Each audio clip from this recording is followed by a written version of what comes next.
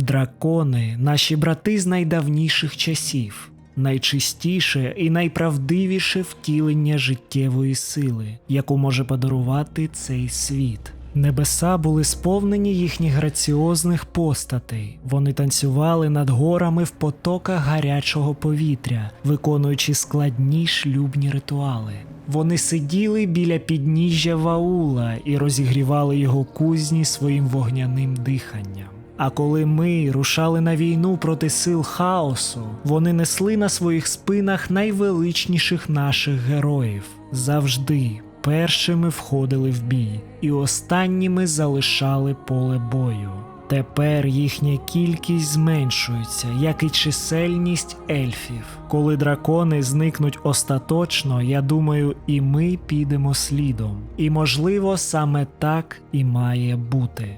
А перш ніж ми почнемо вивчати величезне розмаїття драконів світу Warhammer Fantasy, я хочу подякувати цим чудовим людям за постійну підтримку мого контенту. Долучайтеся і ви. Створення кожного відео забирає багато часу, а під час роботи, знаєте, їсти хочеться. Усі посилання на екрані та в описі під відео. Дракони – неймовірно давній розумний смертний вид, чиї предки ширяли небесами крижаного світу за тисячі років до того, як стародавні ступили на планету Малус. І в цьому були подібні до драконо-огрів та інших первісних істот, що існували від початку часів. Коли орбіта світу смертних була змінена, у межах великого плану стародавніх дракони впали у сплячку, зненавидівши тепло. Багато з них досі знаходяться у глибокому сні, бачачи видіння давно минулих епох і чекають повернення холодної доби. Це знову ж таки риса спільна з драконо-ограми.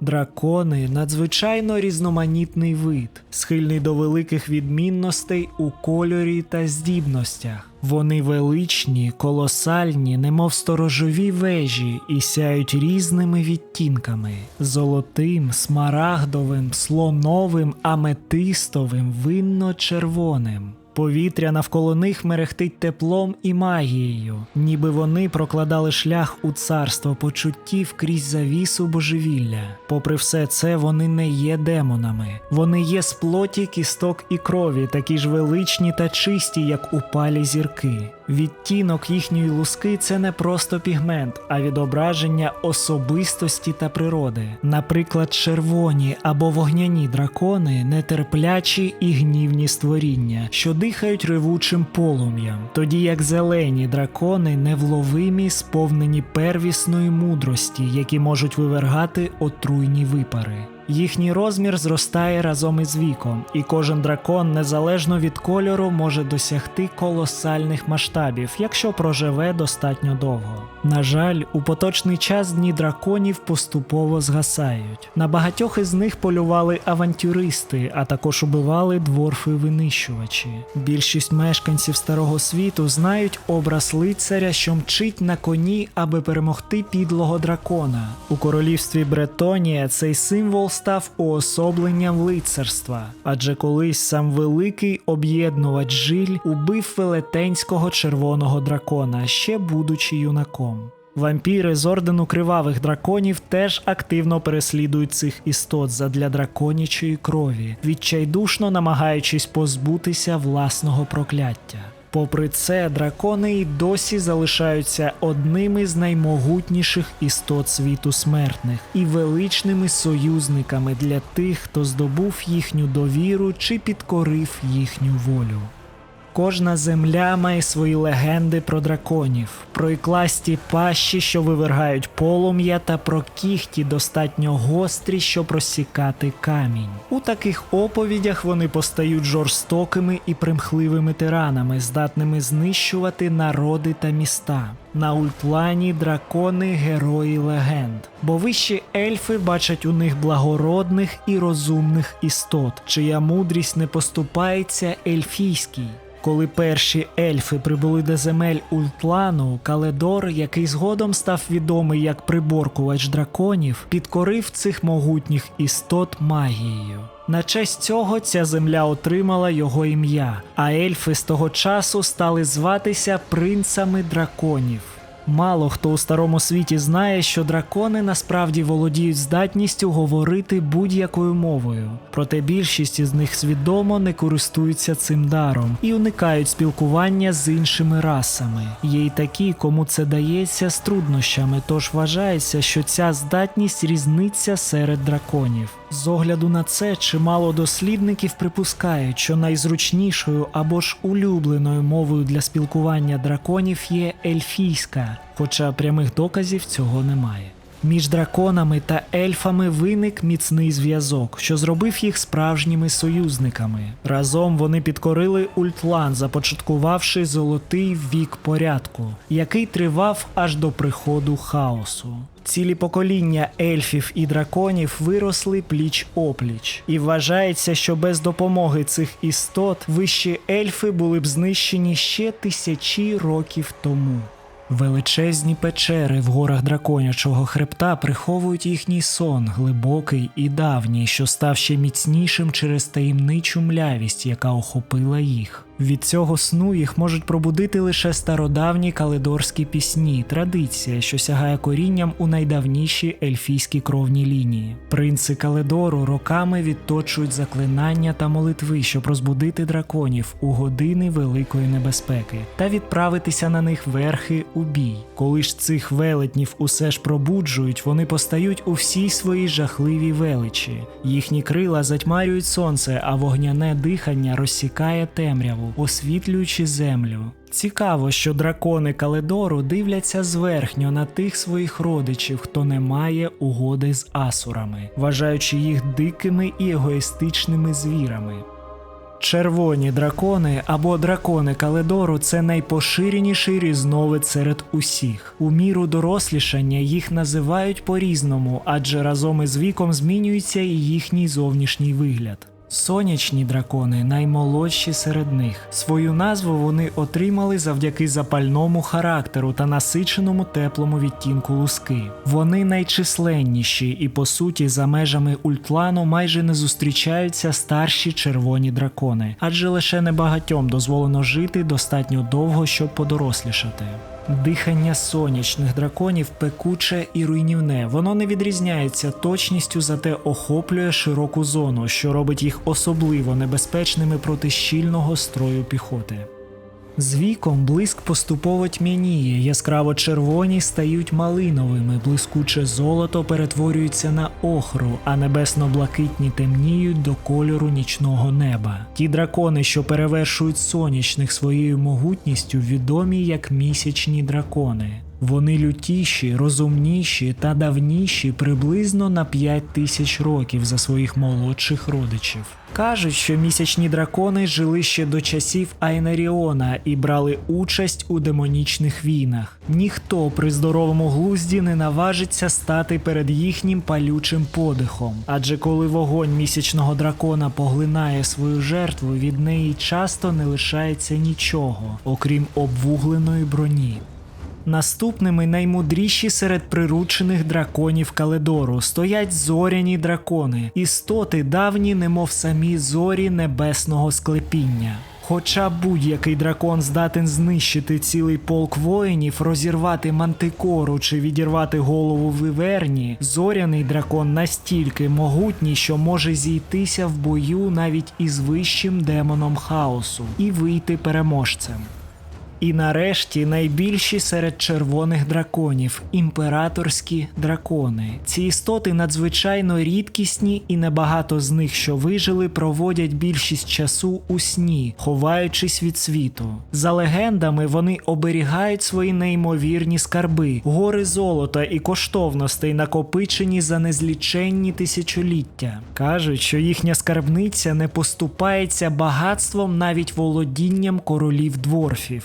Імператорські дракони ревниво ставляться до своїх скарбів і рідко залишають лігво, аби не наражати на небезпеку. Та коли голод або гнів розбурхають велетня, він здіймається у небо на своїх древніх крилах, несучи смерть і вогонь. У битві це лихо, що спустошує армії, руйнує міста і випалює землі. Лише одиниці могли вистояти проти імператорського дракона, а перемога ставала можливою, коли проти нього виступали тисячі ворогів або ж вдавалися до підступної магії. Якщо мало хто спроможний перемогти імператорського дракона, то ще менше приборкати його. Навіть славетні принци драконів Каледору ніколи так і не змогли підкорити найстаріших і найвеличніших із цих істот. Тепер перейдемо до інших більш віддалених різновидів. Білі дракони або крижані дракони – величезні істоти, яких вважають наймиролюбнішими та найспокійнішими серед імператорських драконів, хоча їхнє дихання здатне заморозити цілу армію. Ці створіння наділені природною спорідненістю до магії світла, і саме це знання найчастіше використовують ті, хто прагне опанувати силу крижаних драконів. У природі вони надзвичайно рідкісні і невловимі, навіть за мірками свого роду. Проте їхнє ім'я не раз з'являлося в легендах дворфів, огрів та воїнів хаосу, здебільшого у згадках про великі битви або поодинокі сутички з цими крижаними велетнями. У старому світі такі зустрічі майже неможливі через невідповідний клімат. Та все ж сам Маркус Вульфгард, маршал мисливців імперії, нібито вбив одного такого звіра в Остермарку. Випадок настільки рідкісний, що його і досі вважають легендою. Дехто вважає, що крижані дракони мають підвиди, пристосовані до різних регіонів. Інші, що це просто різні особини одного виду. Існує навіть думка, що жахливі морозні дракони хаосу з Норски колись були крижаними драконами, спотвореними темним впливом.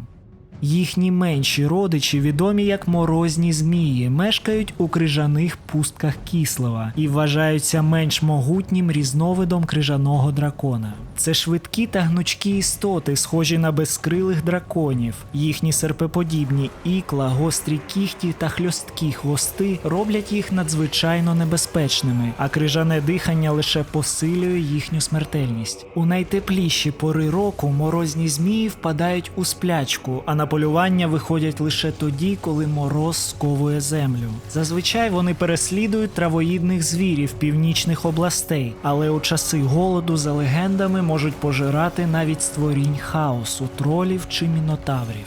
Як істоти, тісно пов'язані з льодовою магією, морозні змії відчувають спорідненість із відьмами льодового двору, які у важкі часи вирушають до засніжених скель, щоб благати сплячих зміїв про допомогу. Далі ми познайомимося з давньою породою зелених драконів, яких частіше називають лісовими, через те, що вони мешкають лише в прадавніх хащах Старого Світу. На перший погляд здається неймовірним, що істота така велика, як дракон, може жити серед густих лісів Атель-Лорен. Але сховані під щільним пологом дерев і захищені від очей юних лицарів, ці лісові дракони змогли процвітати і розмножуватися. Усе, що мешкає в Атель-Лорен, з часом змінюється, тому як і деякі з лісових ельфів, вони поступово стали втіленням волі самого лісу, його прагненням до виживання і гармонії. Хоча ці створіння залишаються ненажерливими хижаками, вони полюють лише тоді, коли цього потребує ліс, а решту часу традиційно спочивають у глибокій сплячці. Коли ж до лісу вторгаються істоти надто могутні, сама воля Атель-Лорен може пробудити одного або кількох драконів, аби ті стали на його захист. Часто ельфи самі просять допомоги у лісового дракона, щоб він став скакуном для володаря галявини. Прохання, яке звір приймає з розумною поблажливістю. З часом між володарем і драконом може виникнути міцний зв'язок, тоді вони стають не просто союзниками, а справжніми друзями. Вигляд лісового дракона вселяє первісний жах, а в польоті він стає невразливим. Стріли та кулі безсило рикошетять від його лускатої шкури, а потім звір падає на ворогів, розриваючи і пожираючи їх. Навіть ті, кому вдається уникнути його ніщівних атак, рідко виживають після дотику його дихання, отруйного смарагдово-зеленого туману, що присипляє та паралізує жертву. Ті, хто вдихне цю нудотну пару, впадають у заціпеніння, втрачаючи волю до бою чи втечі.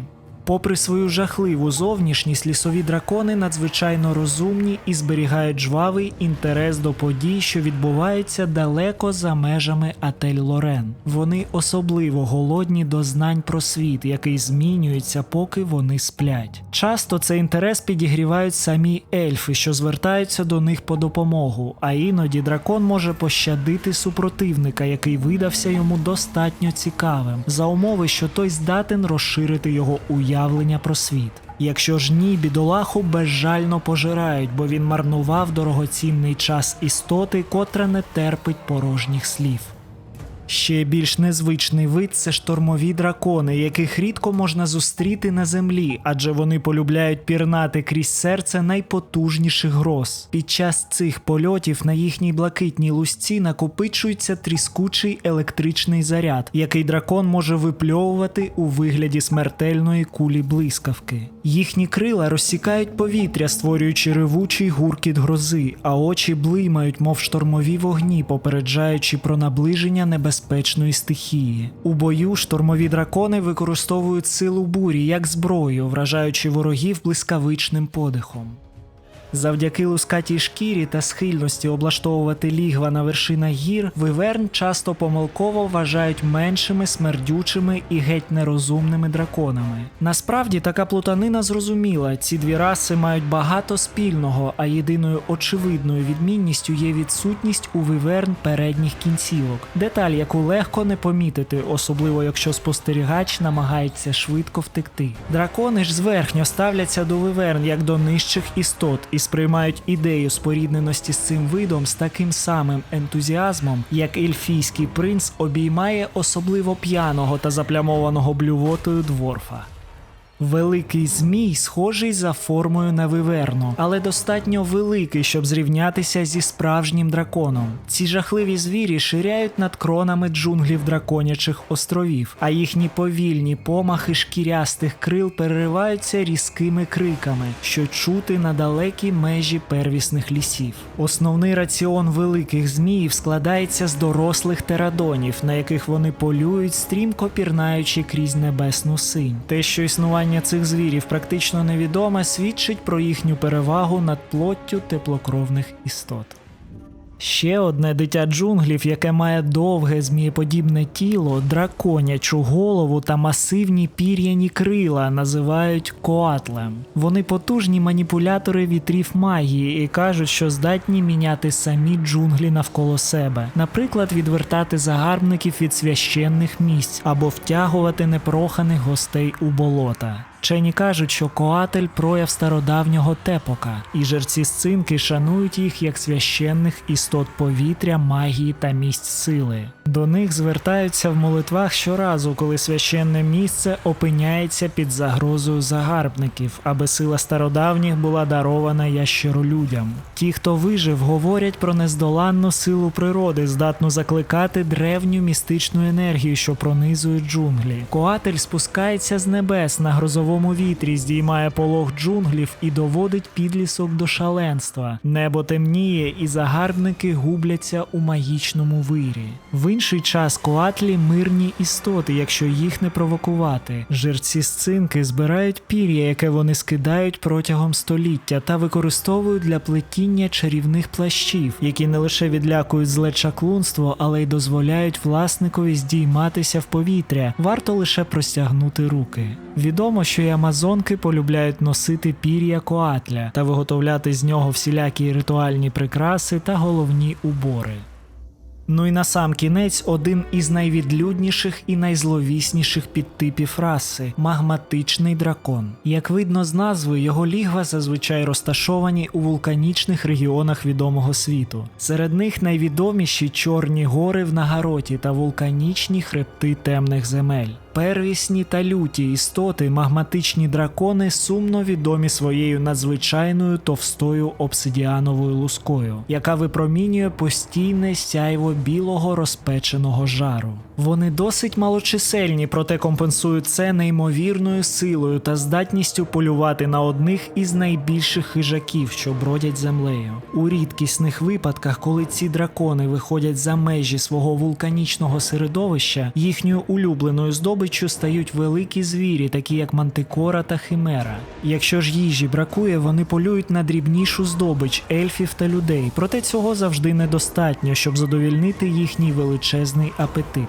Здобувши жертву, магматичні дракони здатні дихати сірчаним отруйним полум'ям, що завдає жахливих опіків. Кажуть, це одне з найсильніших драконячих дихань, здатне засліпити та спалити великих звірів перед тим, як дракон розпочне свій банкет.